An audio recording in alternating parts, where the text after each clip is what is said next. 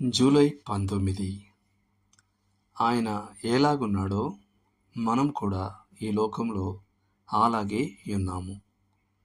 యోహాన్ రాసిన మొదటి పత్రిక 4వ అధ్యాయము 17వ వచనం.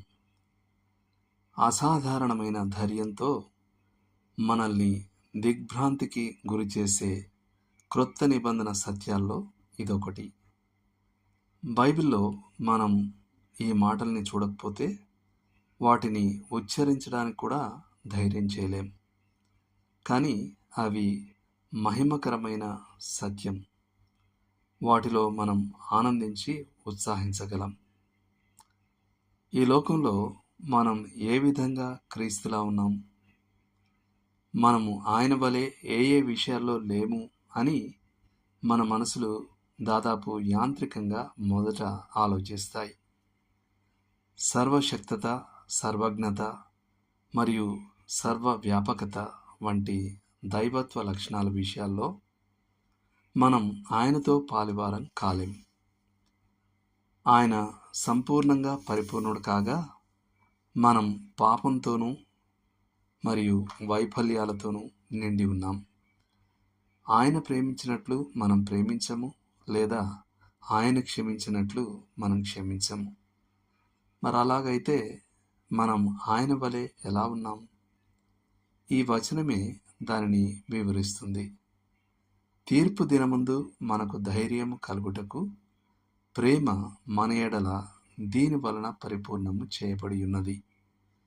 ఎలాగనగా ఆయన ఎలాగున్నాడో మనమును ఈ లోకంలో అలాగే ఉన్నాము. Darby translation. దేవుని ప్రేమ మన జీవితాలలో ఎంతగా పనిచేసిందంటే, క్రీస్తు న్యాయపీఠం ఎదుట నిలబడినప్పుడు మనం భయపడం. మన ధైర్యానికి కారణం ఏంటంటే తీర్పు గడిచిపోయింది. రక్షకునితో మనకు ఈ విషయం ఉమ్మడిగా ఉంది. తీర్పు విషయంలో మనం ఆయనలా ఉన్నాం. ఆయన కల్వరి శిల్వపై మన పాపాల యొక్క తీర్పును భరించి పాపపు సమస్యను శాశ్వతంగా పరిష్కరించాడు. మన పాపాల శిక్షను ఆయన అనుభవించాడు గనుక మనం దానిని ఎన్నడూ అనుభవించాల్సిన అవసరం లేదు. మనం నమ్మకంతో ఇలా పాడగలం: మరణము, తీర్పు నా వెనుక ఉన్నాయి, కృప, మహిమ నా ముందున్నాయి. యేసుపై అలలన్నీ దొర్లిపోయాయి, అక్కడే తమ శక్తినంతా వెచ్చించాయి. ఆయనకు తీర్పు శాశ్వతంగా గడిచిపోయినట్లే మనకు కూడా అది గడిచిపోయింది. మరియు మనం ఇలా చెప్పగలం: నాకు శిక్షా విధి లేదు, నాకు నరకం లేదు, ఆ వేదనయు అగ్నియు నా కన్నులు ఎన్నడూ చూడవు. నన్ను ప్రేమించు ప్రభువు తన రెక్కలతో నన్ను కప్పును గనుక నాకు తీర్పు లేదు, మరణానికి ముళ్ళు లేదు. తీర్పు విషయంలోనే గాక దేవుని ఎదుట అంగీకారం విషయంలో కూడా మనం ఆయన వలె ఉన్నాం. ప్రభు అయిన యేసు ఏ కటాక్షంతో దేవుని ఎదుట నిలబడి ఉన్నాడో మనం కూడా అదే కటాక్షంతో నిలబడి ఉన్నాం. ఎందుకంటే మనము ఆయన యందు ఉన్నాం. దేవునికి సమీపంగా, ఎంతో సమీపంగా, ఇంతకంటే సమీపంగా నేను ఉండలేను. ఏలైనగా ఆయన కుమారుని వ్యక్తిత్వంలో ఆయన ఎంత సమీపమో నేను అంతే సమీపం.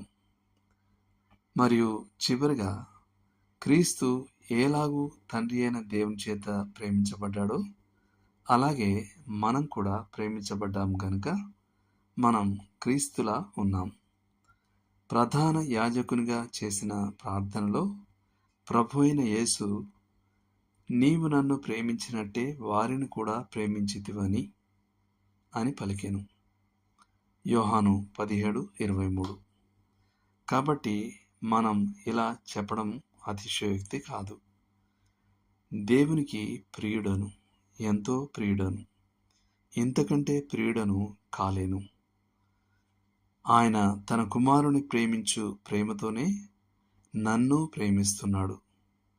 కాబట్టి క్రీస్తు ఎలా ఉన్నాడో మనమును ఈ లోకంలో అలాగే ఉన్నామను అనేది ఆశీర్వాదకరమైన సత్యం. దేవుడు మిమ్మల్ని దీవించునుగాక.